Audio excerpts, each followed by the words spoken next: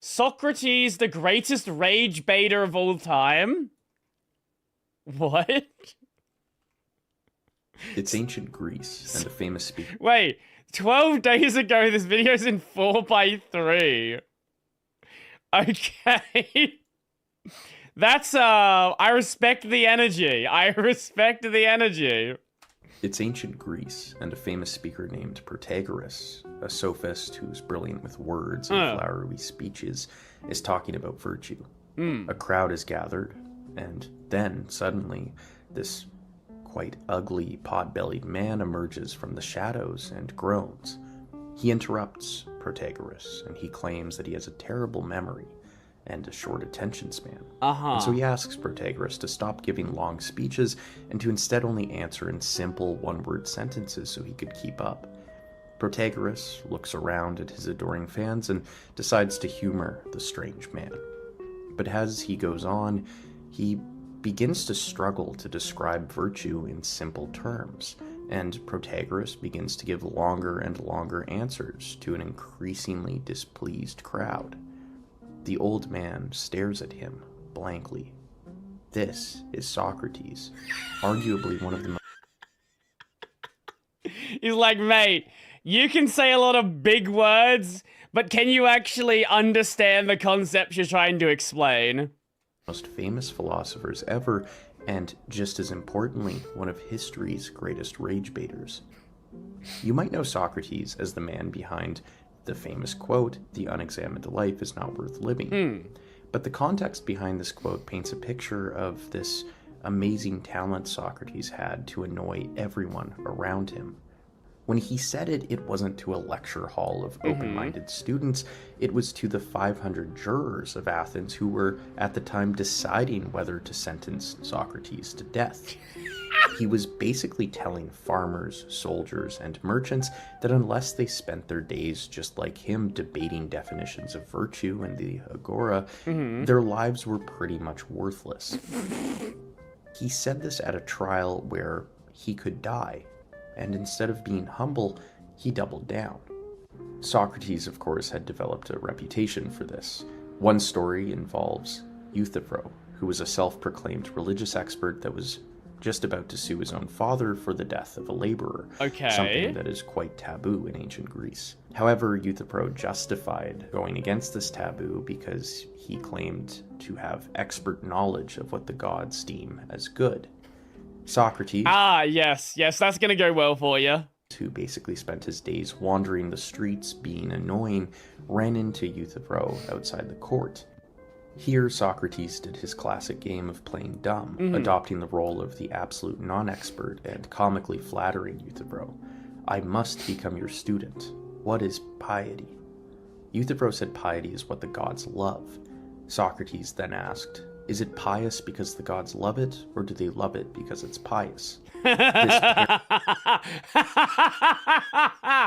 This guy, he's a fucking Twitter commenter. If Socrates was around now, he would just be a fucking reply guy under Twitter posts. That's what you're looking at right now.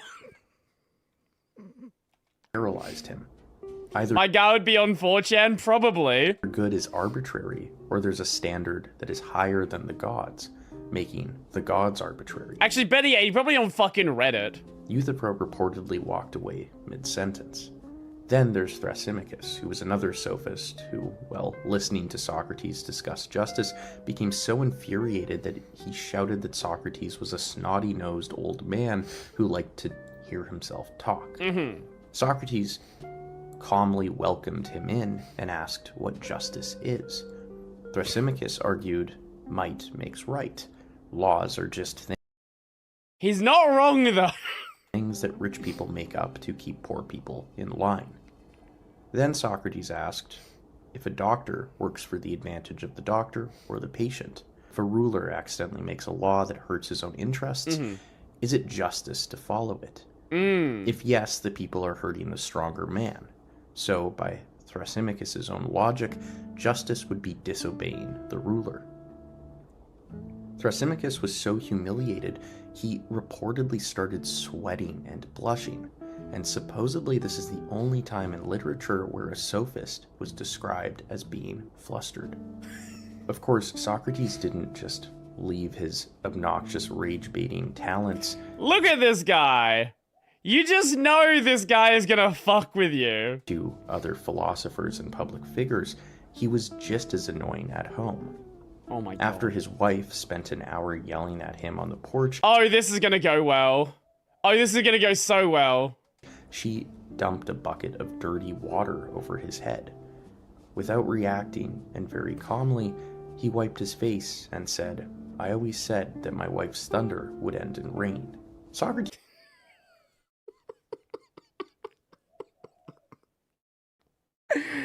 This fucking dude, what?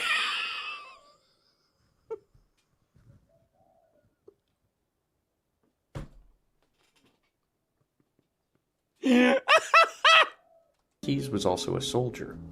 While the army laid siege to Potidea, he suddenly It reminds me of what Majima did in his Yakuza 0 introduction. stopped walking, supposedly stuck on a problem in his head. Socrates stood perfectly still. Oh, when a guy... Yeah. Let me bring it up. Yakuza 0 Majima intro. お目にかかってみたいもんだね。ちょっともうええか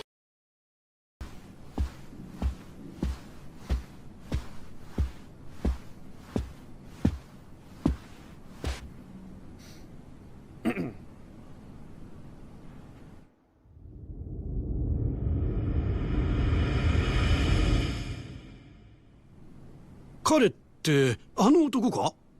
ありゃただのケツ持ちだろう。お客様、本日はお越しいただきありがとうございます。なんやお前、ケツ持ちちゃうんか？よく間違われます。ですが違います。せやったらなんやねん悪い。申し遅れました。私当店支配人の真島と申します。What a お前 guy. が支配人やと？え？あれが例の？この店はヤクザが仕切っとんのかい？お見苦しくて申し訳ございません。こう見えても堅気です。それよりもお客様、恐れ入りますが、当店でのお触りや暴力行為はどうかご遠慮願います。気に食わんちゅうんやったら力ずくで来てみろや。その面こき落としけ。そういうわけには参りません。お客様は神様ですから。ほう、そらええ心がけやないか。Here it is. Here it is. お前さんのその心構え気に入ったわ。こいつはおごりや。たーんともいい。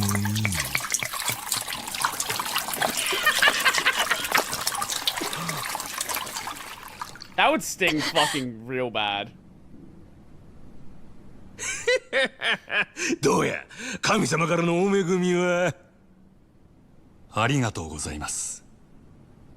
私はこの酒を一度浴びるように飲んでみたかったのですが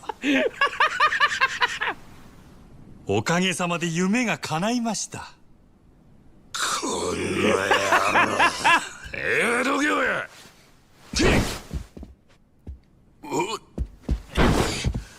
Oh man. I love that scene so much. Eyes open, staring into nothing. He didn't eat, he didn't drink, he didn't speak. By lunchtime, word spread through the camp.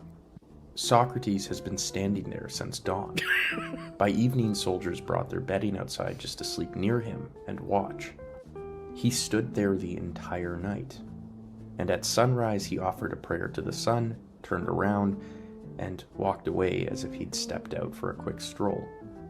The fact that he could literally turn off his body and didn't care that an entire army was watching was equally fascinating and terrifying. Why was Socrates like this? He saw himself as a gadfly, and Athens as a sluggish horse that needed to be awakened. He believed that the gods had dispatched him to irritate its citizens, and he took this mission so seriously that he refused payment so he'd never be beholden or accountable to anyone. That is, he was truly in it for the love of the game. Since childhood, he'd had a voice in his head, a divine something that would only ever warn him against doing things, but would never tell him what to do. It kept him out of politics, and it gave him the freedom to be himself. This meant that he really wasn't like anyone else. He lived in poverty, and he would philosophize from sunrise to sunset, all to fulfill this mission.